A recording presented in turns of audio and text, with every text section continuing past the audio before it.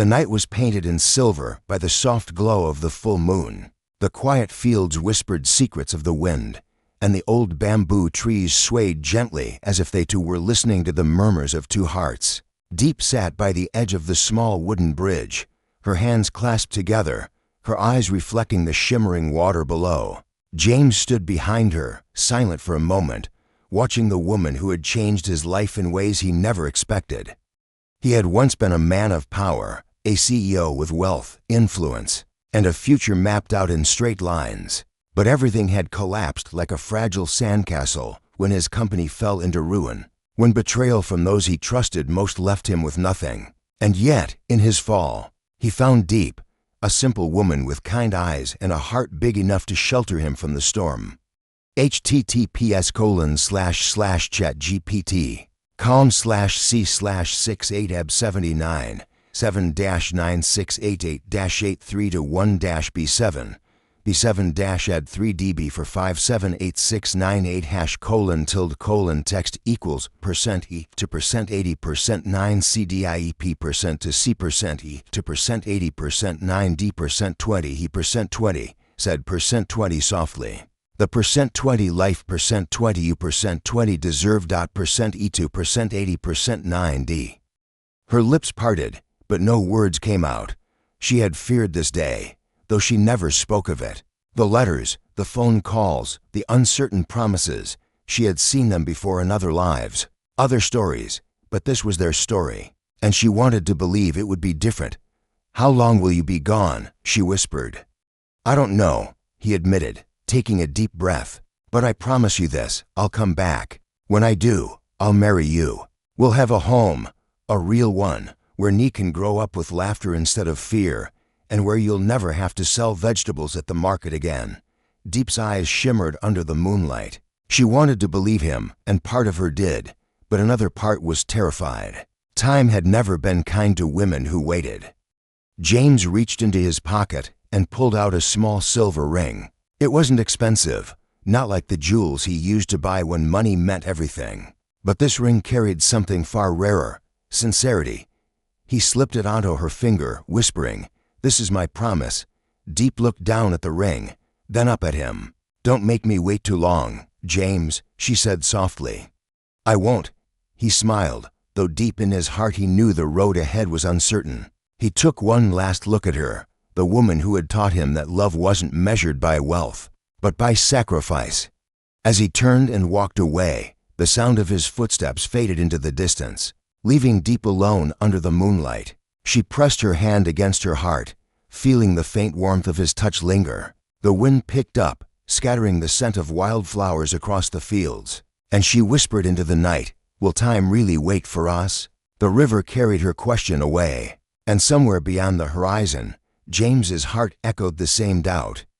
The days stretched into weeks, and weeks into months. The small village carried on with its quiet rhythm, the sound of roosters at dawn, the laughter of children on their way to school, and the rustle of leaves carried by the gentle morning wind. But for Diep, time had stopped the day James left. Every morning, she would wake before sunrise, her first instinct to glance at the phone lying beside her bed, a habit born of hope. Maybe today he'd call, maybe there would be a message, but most days, the screen remained blank, silent as the empty space beside her pillow. To fill the silence, she worked.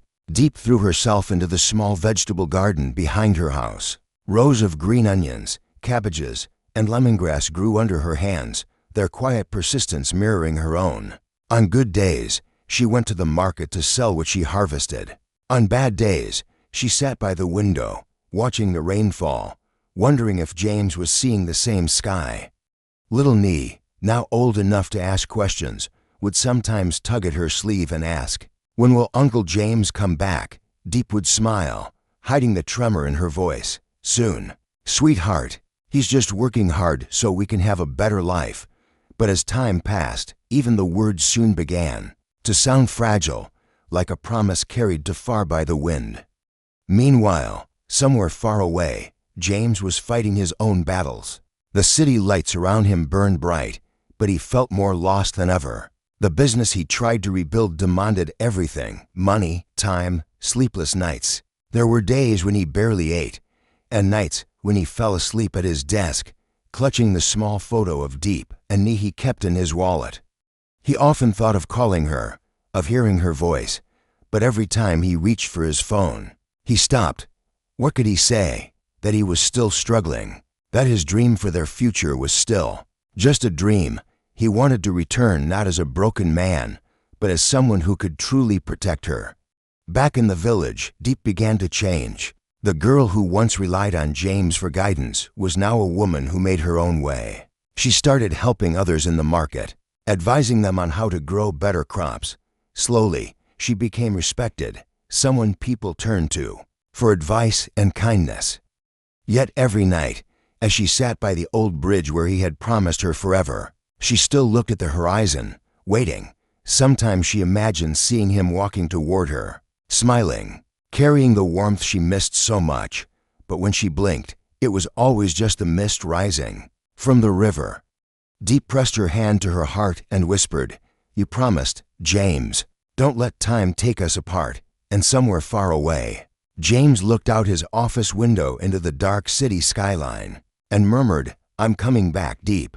I just need a little more time." Both hearts, separated by distance but bound by love, kept beating, in sync, yet worlds apart.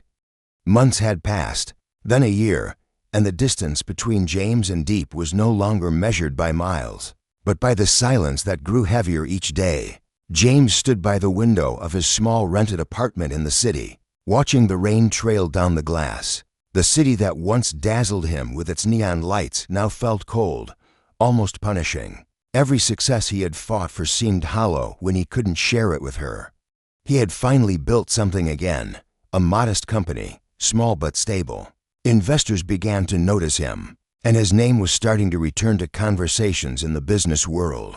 Yet every time someone congratulated him, he only smiled faintly, because in his heart he knew what he was missing. That night, after another long meeting, James drove aimlessly through the city streets. He stopped at a quiet cafe, the kind where the lights were dim and the music was soft. Sitting by the window, he took out the photograph he always carried, Diep holding little Nee in her arms, both smiling brightly under the morning sun. The corners of the photo were worn, like something held too tightly for too long. "Maybe she's forgotten me," he whispered to himself, a painful thought he had never dared to say out loud before. But deep down, he knew Diep wasn't the kind of woman to forget. She had waited for him through the hardest times before, when he was lost, when he was rebuilding, when everyone else doubted him. She had believed in him when even he didn't believe in himself. And yet, had he asked too much of her this time? Back in the village, Diep stood under the same gray sky, holding a letter that had arrived from the city. It was from James, his first letter in months. Her hands trembled as she opened it, her eyes scanning every word as if they were lifelines. "Diep, I know it's been too long. Every day without you and me feels like a lifetime. I've been working, trying to rebuild everything I lost, because I don't want to return to you empty-handed. I want to give you the life you deserve. But sometimes I wonder, am I losing what truly matters while chasing what I once had? If time could wait, I'd ask it to stop, just so I could come home sooner." Please, don't lose faith in me. I will come back, and when I do, I'll keep the promise I made under the old bridge. James. Tears welled in her eyes. She could almost hear his voice in the words, tired yet filled with love. Diep pressed the letter to her chest and smiled through her tears. That night, she sat by the small window, gazing at the moon. "James," she whispered, "I don't need a big house or a perfect life. I just need you to come home safe." In the city, James looked up at the same moon, pale, distant, but constant. He took a deep breath and finally made his decision. The next morning, he turned down a $1 million contract. His business partner was shocked. "You're walking away from the biggest deal of your career. Are you crazy?" James smiled faintly. "Maybe, but sometimes, love is the only thing worth losing everything for." As he packed his suitcase, the city around him seemed to fade away. He wasn't chasing success anymore, he was chasing home. And this time, he wouldn't let time win. The morning mist rolled gently over the fields as James drove back toward the village. It had been 2 long years since he'd left, 2 years filled with endless work, lonely nights, and a single promise that kept his heart alive. As the small dirt road curved into view, his hands trembled on the steering wheel. Every tree, every corner felt achingly familiar. He slowed down as he passed the old bridge where he and Diep had once stood together. The memory struck him like lightning, Diep's shy smile, the way she had whispered, "I'll wait." Would she still be waiting? The village hadn't changed much, though there was now a small garden by Diep's house, full of vegetables and flowers. He parked the car quietly and stepped out, his heart pounding. From afar, he saw a little girl running through the garden. Nee, her laughter echoed like a song he had been waiting to hear again. Nee, he whispered, his voice breaking. The girl turned around, her eyes wide with surprise. She stared at him for a moment, and then, with a cry of recognition, she ran straight toward him. Uncle James. He dropped to his knees and caught her in his arms, holding her so tightly he was afraid he might never let go. "You've grown so much," he said, his voice trembling. "You're so beautiful, Nee." She giggled. "Mom said you were working far away. She said one day you'd come back." James smiled through his tears. "And I did." At that moment, Diep appeared at the doorway. She froze when she saw him, her breath catching, her eyes wide in disbelief. Time seemed to stop. The years apart melted away in an instant, replaced by the overwhelming rush of every memory, every word, every promise. "James," she whispered, barely audible. He stood slowly, his heart pounding. Diep, for a moment, neither moved. Then she stepped forward, hesitant, cautious, until she stood before him. He could see the traces of tired nights in her eyes, the quiet strength she had built in his absence. She had changed, and yet, she was still the same woman he had fallen in love with. "I told you I'd come back," he said softly. "It just took me longer than I wanted." Her eyes glistened with tears. "You could have come back with nothing, James. I never needed the house or the money. I just needed you. I know," he said, his voice breaking.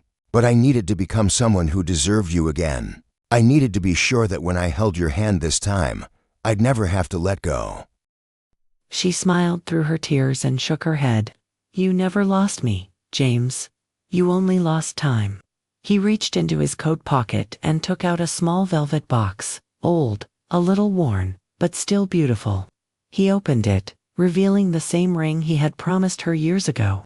"Diep," he said, his voice trembling, "I left with a promise, and today, I'm here to keep it. Will you still marry me?" Diep pressed a hand to her mouth as tears streamed down her face. For a moment, she couldn't speak, only nod over and over. "Yes," she whispered. "I've been waiting for you."